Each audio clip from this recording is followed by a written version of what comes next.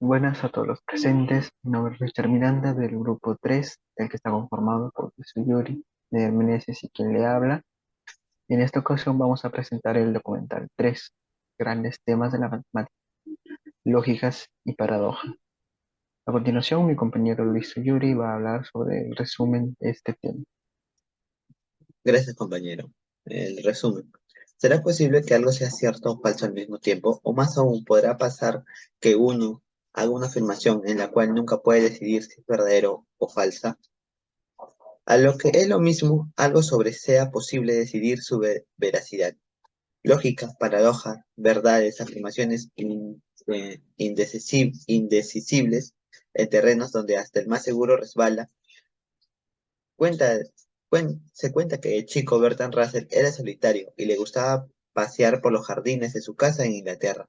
Parecía un niño tímido, retraído y solitario. Solía pasar mucho tiempo en la biblioteca de su abuelo, en donde demostró amor por la literatura y la historia, pero también le gustaban las matemáticas. Su hermano y profesor le advirtió que en las matemáticas los axiomas no se contradicen, se aceptan. ¿Habrá sido en ese instante cuando Russell comenzó a criar su rebeldía?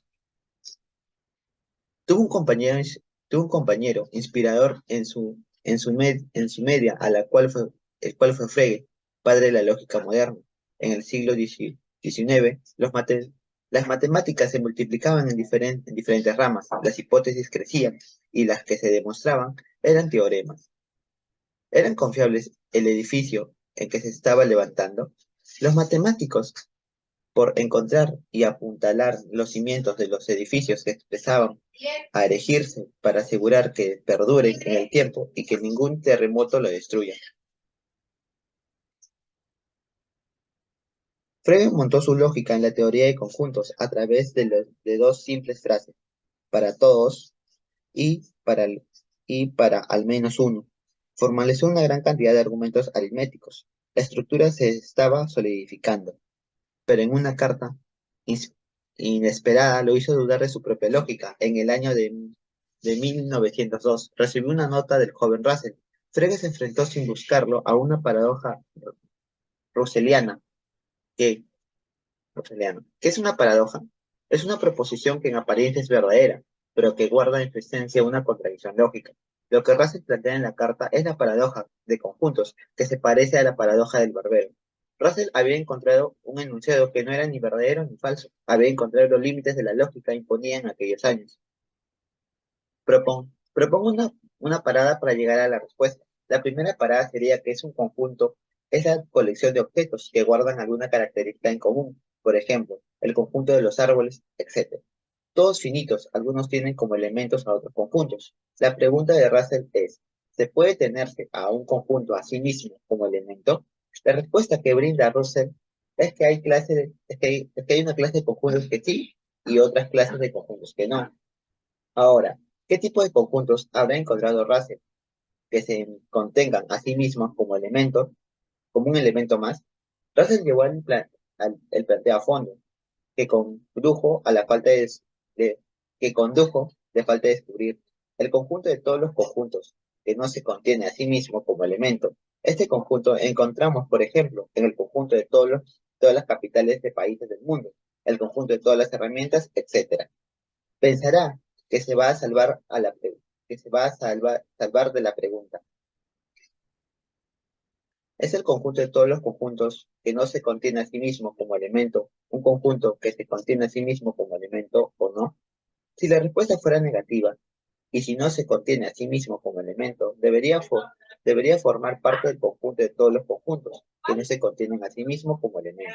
Los científicos del siglo XX postularon que cualquier conjunto que se tuviera a sí mismo como elemento no es un conjunto, hasta la llegada de Gödel.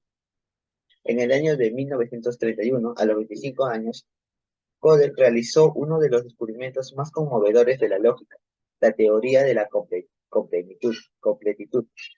Con esta teoría señaló que todos los fundamentos de la matemática se podrían demostrar desde la lógica y la teoría de conjuntos eran falsos.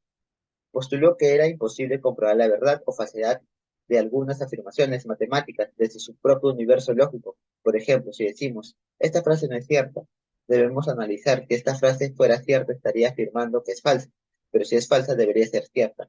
No hay ninguna manera de demostrar si es verdadero o falso, porque su madre habla de sí misma. Es necesario mirarla desde otro lugar para decidir sobre su veracidad. Gödel era un hombre de su época, pero veía un poco más lejos. En los últimos años estaba seguro de lo que iba a envenenar y murió de asma. En el año que descubrió la teoría de incompletitud, también fue su primera interacción con con la psiquiatría. A continuación, mi compañero con los aspectos interesantes.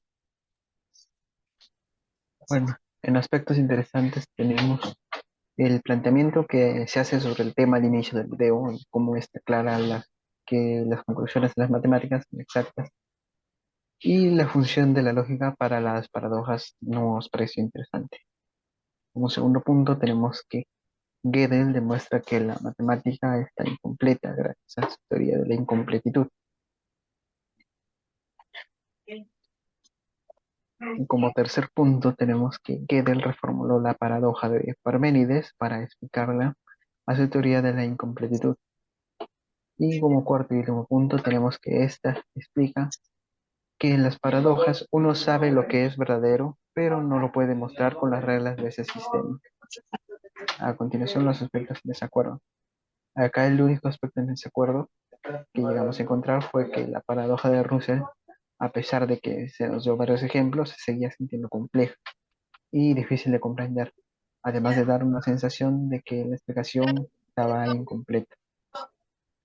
Y bueno, eso sería todo por este capítulo, este documental. Gracias.